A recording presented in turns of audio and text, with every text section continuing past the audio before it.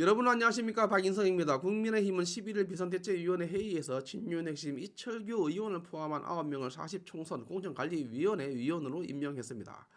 당 비상대책위원회는 이날 부산한 국제전시컨벤션센터에서 열린 현장 비대위 회의를 가졌는데 신선함감이 없지 않습니다. 일반적으로 보수 정당의 과거의 회의 같으면 골방에서 하는 그런 느낌이 있지만 한동훈 비대위원장이 오고 나서부터는 완전히 오픈된 열린 그런 분위기를 느낄 수가 있습니다. 이날 정영한 공관위원장을 포함한 10명의 공관위원 인선이 의결됐는데 당 내에서는 이철규 의원 그리고 장동혁 사무총장, 이종성 의원 등 3명이 포함됐습니다. 그러니까 당내 인사 3명이 포함됐다는 이야기입니다. 가장 눈에 띄는 사람은 친윤계 핵심 인사이자 당 인재 영입위원장인 이철규 의원입니다. 당연하겠죠. 그리고 비례대표이자 당 중앙 장애인 위원장인 이종성 의원, 또 한 번 더 있습니다. 장동혁 사무총장입니다. 외부 인사는 박근혜 정부 시절 공직기강 비서관을 지낸 유일준 법무법인 KDH 대표 변호사입니다. 박근혜 정부 시절 공직을 맡았던 분도 배제하지 않고 참여시켰습니다. 이 부분을 좀 중요하게 눈여겨볼 필요가 있다. 저는 그렇게 생각을 합니다. 그 다음에 황현준 보스턴 컨설팅 그룹 코리아 대표 파트너입니다. 근데 이분은 잘 모릅니다. 모르는데 서치를 해보려고 하다가 다음 기회에 그 나머지 그러니까 3분 빼고 3분 포함해도 좋고 모두 10명에 대해서 이분들의 과거 이력이라든가 경력 이런 것들을 쭉 제가 한번 정리를 해서 소개해 드릴 영상을 준비를 하고 있기 때문에 오늘은 그냥 소개하는 걸로만 하고 넘어가도록 하겠습니다. 황현준 보스턴 컨설팅 그룹 코리아 대표 파트너, 다음에 윤승주 고려대 의과대학 마취통증의학과 교수, 이분도 제가 잘 모릅니다. 전종학 경은국제특허 법률사무소 대표 변리사, 다음 전혜진 한양사이버대 호텔 외식 경영학과 학과장, 이 부분도 참 신선한 느낌이 듭니다.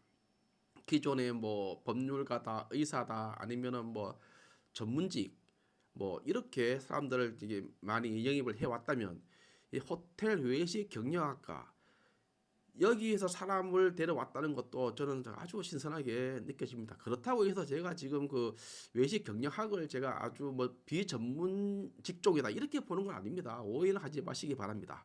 자, 그 다음에 문혜영 법무법인 세종 변호사 등 6명입니다.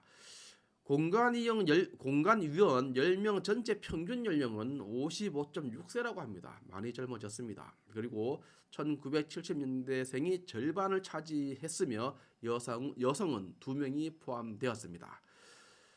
또 10명 중 5명이 법조계 경험이 있거나 로스쿨 학위가 있는 법 전문가, 법률가로만 한정하면 4명입니다.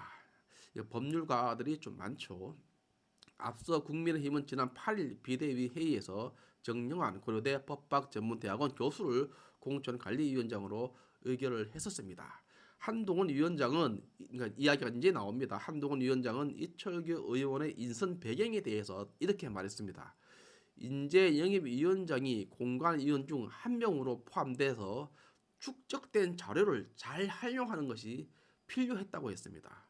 그러니까 그 인재 영입 위원장이 그동안 많은 사람들의 자료를 가지고 있을 거 아닙니까? 그 중에서 자료를 보고 비교해서 괜찮은 분들을 모셔오겠다 이런 의미로서, 그 데이터를 활용하겠다 이런 의미로서 이철규 의원을 공관위원으로 영입을 했다 이런 말을 하고 있는 겁니다. 그러면서 하는 말이 그러니까 이렇게 묻는 거예요. 그래서 기자가 이철규 의원이 포함된 건 윤심이 작용한 것 아니냐, 그러니까 윤 대통령의 어떤 마음이 작동한 것이 아니냐라고 하는 지적에 대해서는 그렇지 않다라고 단호하게 이야기를 했습니다. 그러면서 지금 당을 이끌어 가는 것은 나다. 그리고 공관위원장님도 계시다. 이렇게 말했습니다. 공천은 공관위원장과 내가 직접 챙길 것이라고 단호하게 그렇게 말했습니다. 한동훈다운 대응이죠. 공관위원 명단만 보더라도 공천을 위한 뒷거래가 쉽지 않다는 것이 저는 그렇게 보입니다. 과거에 여야 할 것 없이 뒷거래가 있어 왔습니다. 사실 공천 과정에서 돈을 주고받는 뒷거래를 없앴다고 한 지가 제법 오래되었습니다. 하지만 여전히 거래를 하고 있다는 의혹은 있습니다. 들통나지 않아서 모를 뿐이지 현직 의원 가운데 있을 것이라는 것이 많은 사람들이 그렇게 의심하고 있을 것이라고 생각을 합니다. 저도 그런 의심이 없지 않습니다. 비례대표의 경우 그 정도가 더 심하다고 합니다. 명목은 특별 당비지만 실거래는 비례대표 자리를 돈 주고 사고 파는 경우도 많았습니다. 과거 일반적으로 당권을 가진 공천자가 브로커를 통해 공천 장사를 한 경우도 많았고 국회의원 스스로 브로커가 되기도 했습니다. 불과 지난 2022년 6일 지방선거에도 이런 사건이 있었습니다. 국민의힘 박순자 전 의원의 경우 국민의힘 소속 안산 시의원 3명으로부터 시의원 공천을 대가로 수천만 원을 받거나 약속한 혐의로 구속된 사례가 있습니다. 이런 것을 두고 하는 이야기입니다. 이번 한동훈 비대위원장 그리고 정영환 공천관리위원장은 정말 돈이 오가는 것을 막아야 한다고 저는 봅니다. 그러기 위해서는 공천관리위원도 중요하지만 실무를 담당하는 국민의힘 당직자 그리고 사무처 직원들, 과거에 버릇이 안 좋은 사람들이 사무처에 앉아 있으면서 뒤로 장난치고 한 사례가 있었습니다. 지금도 없다고 장담할 수 없다고 저는 봅니다. 그래서 보수 정당을 지지하는 국민들이 한동훈 비대위원장에 기대하는 바가 아주 크다고 저는 그렇게 생각을 합니다. 더 이상 기득권, 구태정치, 구린내 나는 정당이 아닐 것이라는 기대감 때문일 것입니다. 만약 공천과 관련해서 뒷거래가 발각될 경우라면 더 이상 실망감에 차기 총선 결과는 불보다 뻔한 것이라고 봅니다. 한동훈 비대위원장이 그동안 해왔던 발언을 보면 그리고 2차례 직속 상관 검사를 본인 손으로 구속시킨 전력에서 알 수 있듯이 이번에 국민의힘은 정말이지 다시 태어날 것으로 기대합니다. 한동훈 위원장의 5.18 민주화 정치는 헌법 전문 수록 발언은 위험해 보입니다. 하지만 헌법 전문에 수록하려면 국민적 동의와 개정이 필요합니다.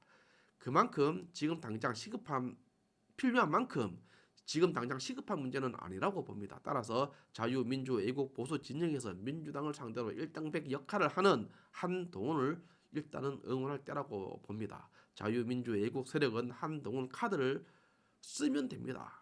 그리고 준비하면 됩니다. 마치겠습니다. 감사합니다.